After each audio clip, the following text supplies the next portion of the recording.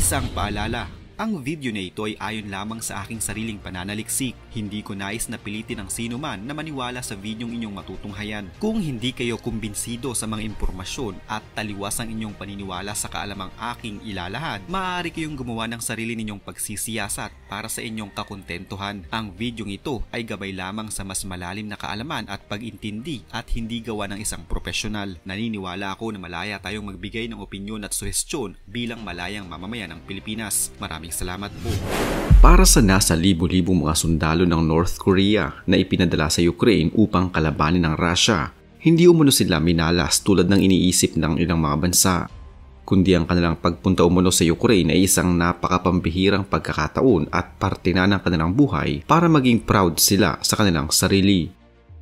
Subalit sa kabila nito ay isa din itong representasyon ng walang hanggang kagutuman, labis na kahirapan at nakakasakal na pamamahala ng kanilang leader sa kanilang bansa na si Kim Jong-un ng North Korea. Para sa mga sundalong ito, maituturing na nakalaya sila sa kanilang bansa mula nang ipadala sila sa Russia upang lumaban. Naranasan nilang tikman ang totoong buhay ng walang pumipigil sa kanila, walang nakikialam at malayang gawin ang lahat ng kanilang nanaisin sa labas ng kanilang bansa at malayo sa kanilang diktador na lider. Subalit ang hindi nila alam, malagim na kapalaran ang naghihintay sa kanila sa Ukraine. Nagsimula silang gamitin ni Vladimir Putin na noong una, mas makabubuti umunong ilagay sila bilang pangdepensa lamang dahil ito ang pinakaakmang posisyon na maaari nilang gampanan bilang wala pa silang karanasan sa totoong laban at hindi din dumaan sa mas matagal na pagsasanay sa Russia.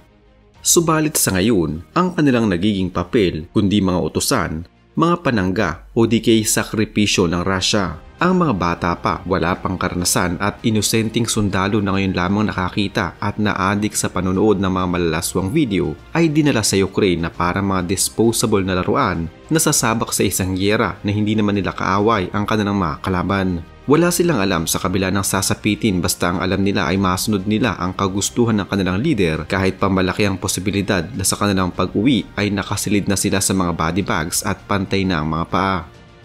Si Kim Jong-un, ang pangulo ng North Korea ay nakipagkasundo kay Vladimir Putin at ang buhay ng mga sundalong ito ang nagsisilbing kabayaran.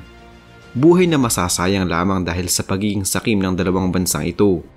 Ang isang nais na maghari-harian sa mundo, habang ang isa naman ay gustong maging pinakamalakas sa buong mundo. Pero sa ngayon, ilan na nga ba ang mga ipinadalang sundalo ni Kim Jong-un sa Russia? Ang bilang ay naglalaro ng mula 10 hanggang 12,000 mga sundalo ang mga North Korean soldiers na kinuha ni Putin mula kay Kim Jong-un. Ang bilang na ito ay parte ng unang wave pa lamang ng mga sundalo na nakadeploy na sa kasalukuyan sa Ukraine. Ang kanilang partisipasyon sa giyera sa pagitan ng Ukraine at Russia ay nagpataas ng kilay ng maraming mga bansa. Ang North Korea kasi ang kauna-unahang bansa na nagbigay ng sundalo sa Russia upang lumaban katulong nila.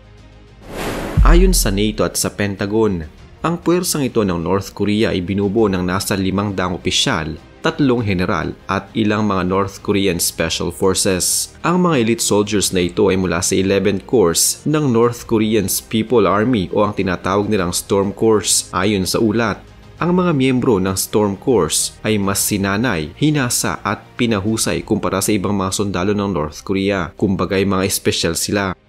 Pero para sa Russia, walang halaga kahit paanong klaseng sundalo ang meron sila mula sa North Korea dahil para sa kanila, ang lahat ngayon ng mga sundalong ito ay hindi nila makasundo.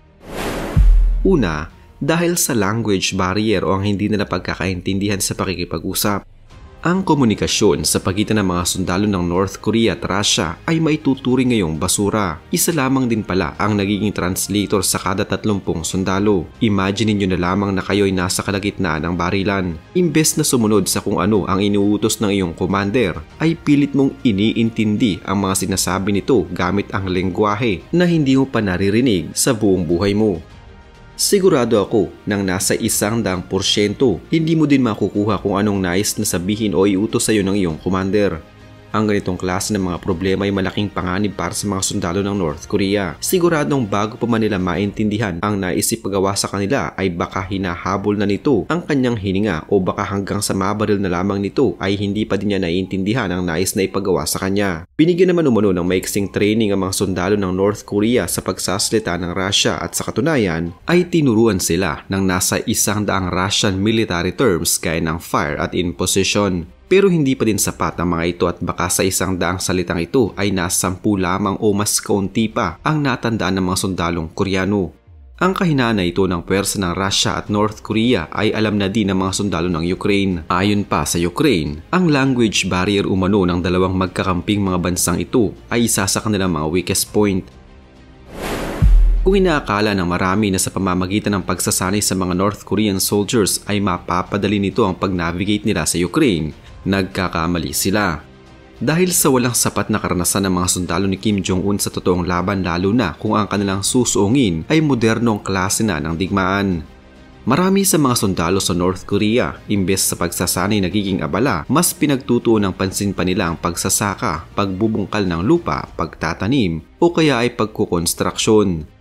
Pero makikita sa mga videos at larawan sa internet na ang mga sundalo ni Kim Jong-un ay sumusuntok ng bato, nagpapapalo ng 2x2, kumakain ng bumbilya, at kung ano-ano pa. Ang lahat pala ng mga ito ay mga propaganda lamang. Wala din alam ang mga ito pagdating sa mga makabagong armas kahit pa ang mga itinuturing nila na mga elite soldiers. Makikita din sa mga video sa internet na walang tigil ang North Korea sa pagpaparada ng kanilang mga armas, pero karamihan pala sa mga ito ay luma na at outdated. Kung outdated ang mga armas nila, mas lalo naman ang kanilang mga sundalo, kaya pagdating sa Russia, hindi sila pamilyar sa mga armas na ipinapagamit sa kanila ng mga sundalo ni Vladimir Putin.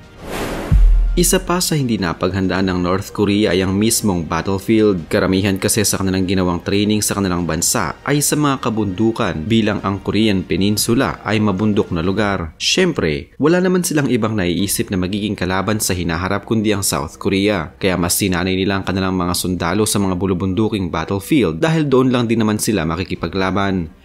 Pero ibang-iba ang battlefield pagdating sa Ukraine.